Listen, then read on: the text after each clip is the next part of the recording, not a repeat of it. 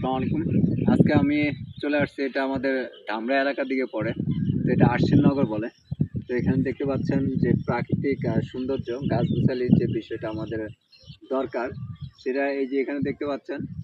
আশ্বিননগরের famous কিছু গাছ, এই গাছের নামটা অ্যাকচুয়ালি আমার এখন মনে পড়তেছে না। তো নেক্সট টাইম আমি বলে দেবো। তো এরকম আপনার বাসার আশেপাশে, আমরা যেরকম এখন এখানে ঘুরতে আসছি, আমাদের বাসার আশেপাশে যদি এরকম ভাবে গাছ থাকে, আমরা কিন্তু অরিজিনালি ওইখানেই আমরা সবাই এরকম ভাবে গাছ রোপণ করুন। কারণ এই জায়গাটা হয়তো এখন ফাঁকা জায়গা আছে, এটা কয়দিন পরে থাকবে না। কারণ যেহেতু দেখতে পেলাম আসার সময় এখানে অনেক মেশিন নিয়ে আসছে, এখানকার লোকজন কাজ কাম শুরু হয়েছে।